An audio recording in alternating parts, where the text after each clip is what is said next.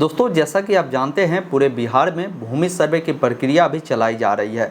भूमि सर्वे की प्रक्रिया में बहुत सारे डाउट्स लोगों के मन में होते हैं और कई सारे सवाल उनके मन में चल रहे होते हैं। इन चीज़ों को लेकर राजस्व एवं भूमि सुधार विभाग लगातार अपडेट देती आ रही है। मैंने हर अपडेट के बारे में आपको बताया है। साथियों, जो नई अभी अपडेट आ रही है राजस्व एवं भूमि सुधार विभाग के द्वारा, यह अपडेट आपको जानना बिल्कुल ज़रूरी है। जैसा अभी सर्वे हो रही है तो बहुत सारे ऐसे ज़मीन मालिक हैं, उनको लगता है कि इस सर्वे होने से उनका जो ज़मीन है सभी भाई के नाम से कर दिए जाएंगे। तो इन चीज़ों को लेकर अभी अपडेट दिए गए हैं, जिसमें बताया गया है कि जो ज़मीन सर्वे हो रही है इनसे आपकी पारिवारिक बंटवारा है वो तय नहीं की जाएगी। इनका कहने का मतलब ये है कि साथियों, मान लीजिए अगर कोई ज़मीन किसी के पास 5 कट्ठा है और उनका मान लीजिए 3 भाई है, तो सरकार ये नहीं तय करेगी कि भाई कौन सा प्लॉट किनका होगा। ये सब आपकी आपसी मैटर होगी, या आपको अपने में बैठकर ये चीज़ डिसाइड करना होगा कि भाई किस प्रकार हमें कौन से प्लॉट रखना है। इन चीज़ों को लेकर अभी अपडेट आई है,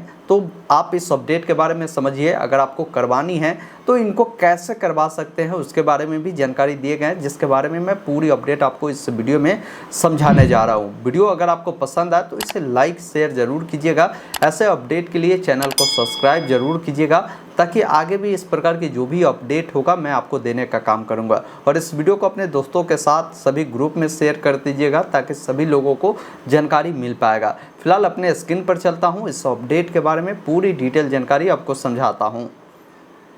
दोस्तों, अभी आप देख पा रहे होंगे एक पेपर कटिंग है, जिसके माध्यम से इसकी जानकारी दी गई है कि राजस्व एवं भूमि सुधार विभाग ने कई तकनीकी पक्षों को स्पष्ट किया है। जैसे यहाँ पर बताया गया है कि जो जमीन सर्वे से तय नहीं होगी आपकी पारिवारिक बंटवारा। इसका मतलब ये है कि मान लीजिए ये ज़मीन सर्वे जो हो रही है इससे ये नहीं पता चल पाएगा। जैसे मान लीजिए अपने 2 भाई है, तो 2 भाई किसको कितना ज़मीन मिलेगा वो ये तय नहीं करेगी। ये ध्यान रखिएगा, ये आपसी मैटर आपकी होगी कि किसको कौन सा ज़मीन देना है, किसको कितना देना है, ये आपको तय करना होगा। क्योंकि बहुत सारे केसेस में आपने देखा होगा कि बहुत सारे ऐसे भाई है जो अपने हिस्सा का ज़मीन क्या किया वो बेच भी चुका है, कुछ ही ज़मीन उनका बचा हुआ है। तो वैसे स्थिति में अगर मान लीजिए सरकार ये चीज़ करती है कि हर लोगों को ये डिसाइड कर देगी कि भाई अगर मान लीजिए 1 कट्ठा ज़मीन बचा है तो आधा कट्ठा आपका हुआ, आधा कट्ठा उस भाई का हुआ। सरकार को तो ये नहीं पता कि कौन भाई कौन सा ज़मीन बेच चुके हैं, ये सब तो नहीं पता है। इसलिए ये चीज़ क्लियर इन्होंने बताया है कि ज़मीन सर्वे से तय नहीं होगा आपकी पारिवारिक बंटवारा। ये आपको आपसी मैटर है, आपको ही इसको सुलझाना होगा। आइए पूरी अपडेट मैं डिटेल में बताता हूँ, वीडियो को लाइक शेयर जरूर कर दीजिएगा। यहाँ पर बताया गया है कि राज्य में चल रहे जमीन सर्वे को लेकर राजस्व एवं भूमि सुधार विभाग ने कई तकनीकी पक्षों को बिल्कुल स्पष्ट कर दिया है। इसमें एक तथ्य यह भी है कि जमीन सर्वे के माध्यम से दर्ज पारिवारिक सदस्यों के नाम के आधार पर उन सभी के बीच बंटवारा मान लेना उचित नहीं है। पारिवारिक बंटवारा हमेशा पारिवारिक सदस्यों की आम सहमति से ही हो सकता है। तो इनका कहना ये है कि सर्वे में जो आप फॉर्म भर रहे हैं, मान लीजिए सभी सदस्यों का नाम उसमें दे रहे हैं, तो ये बिल्कुल भी आप ना माने कि हमने वहाँ पर नाम दे दिया तो गवर्नमेंट ये तय कर देगी कि किसको कितना ज़मीन मिलेगा। ये आपकी आपसी बंटवारा है, ये आपको पारिवारिक सदस्यों को बैठाकर इन चीज़ों को आपको खुद ही डिसाइड करना होगा कि किसको कितना ज़मीन देना है, किधर का ज़मीन किनको देना है। ये सब आपकी अपनी मैटर है, ये ध्यान रखिएगा। बाकी इन्होंने बताया है कि बंटवारे में प्रत्येक सदस्यों के लिए ज़मीन के रकबा के साथ ज़मीन की चौहद्दी तय की जाती है। यह चौहद्दी सभी सदस्यों की आपसी सहमति से तय होती है। ऐसे में यदि परिवार के सभी सदस्य आपसी सहमति से पारिवारिक बंटवारानामा बनाकर यदि जमीन सर्वे के लिए आवेदन देंगे तो यह सर्वे में दर्ज किया जा सकता है।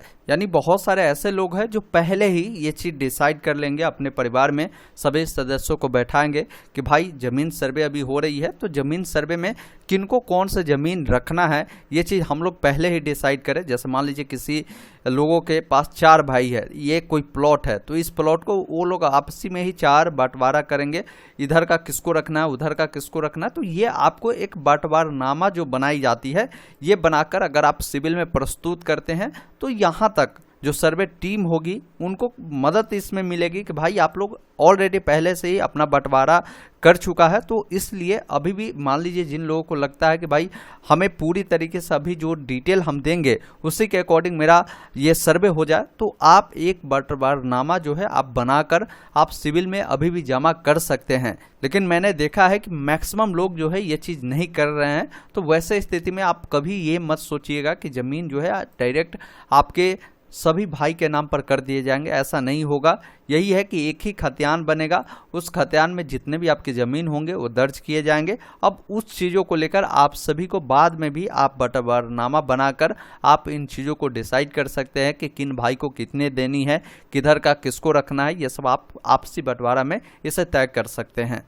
आधिकारिक सूत्रों का कहना है कि जमीन सर्वे के माध्यम से खतियानी बनाया जाएगा। ऐसे में आवेदक की वंशावली के आधार पर रैयत का नाम सर्वे में दर्ज किया जाएगा, साथ ही उनके सभी जमीन का जो विवरण है वो भी दर्ज होगा। इससे परिवार की मालिकाना तो तय होगा, लेकिन जमीन के किसी भाग में परिवार के कौन से सदस्य रहेंगे इसका निर्धारण परिवार के आपसी सहमति बंटवारनामा के माध्यम से ही होगा। ये चीज़ इन्होंने क्लियर बताया। मतलब क्या है कि जो विवरण आप देंगे इससे आपकी खतियान तो बना दी जाएगी, लेकिन ये तय नहीं होगा कि कौन सा जमीन किस भाई को जाएगी।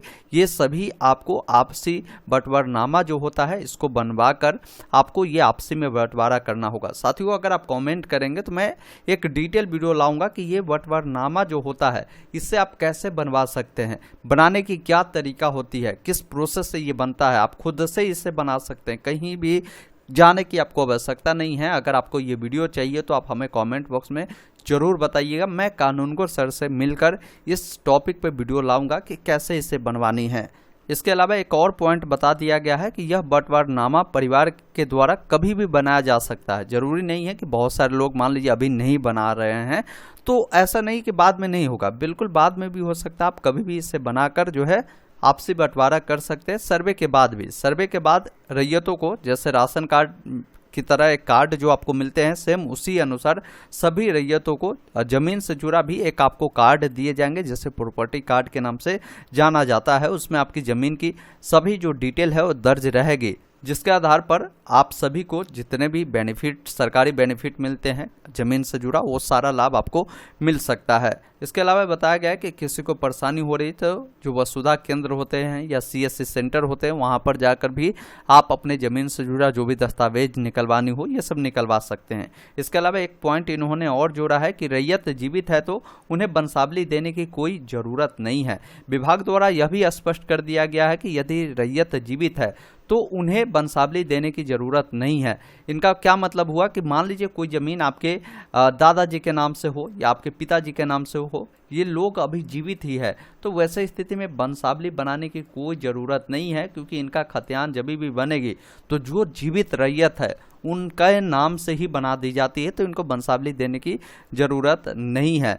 वे अपनी ज़मीन का जो विवरण है उससे देंगे, उसी के आधार पर सर्वे में जो है उनकी ज़मीन के साथ उनका नाम दर्ज होगा। इसके साथ सर्वे की प्रक्रिया जारी रहने तक सभी प्रकार की रैयतों को अपने ज़मीन का विवरण देकर सर्वे प्रक्रिया में शामिल होना चाहिए। इसमें ऐसे ज़मीन मालिक भी शामिल है जिन्होंने हाल ही में ज़मीन खरीदा है, उन सभी के बारे में भी जानकारी दिए गए हैं। इसके अलावा बताया गया है कि सर्वे के लिए जो ज़मीन का दस्तावेज है आप राजस्व एवं भूमि सुधार की जो वेबसाइट है इस वेबसाइट पर जाकर ऑनलाइन माध्यम से देख सकते हैं, जिसमें खतियानी, रजिस्टर 2 सहित कई सारे दस्तावेज जो है इस वेबसाइट पर मौजूद है, आप इससे देख सकते हैं। तो साथियों, यहाँ पर आपने देखा कि कई सारे चीज़ों को यहाँ पर स्पष्ट कर दिया गया है जिसके बारे में मैंने आपको बताया।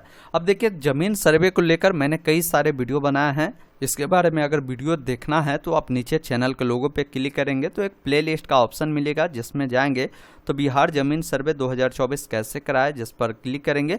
तमाम वीडियो यहाँ पर ऐड कर दी गई है जिसको आप देख सकते हैं, जो समस्या आपकी है उसको समाधान कर सकते हैं इन वीडियो सबको देखकर। दोस्तों, अभी आपने देखा मैंने इस अपडेट के बारे में आपको डिटेल जानकारी बताया। फिर भी कहीं भी कोई डाउट आपको लगता है इस चीज़ों को लेकर आप हमें कमेंट बॉक्स में लिख सकते हैं।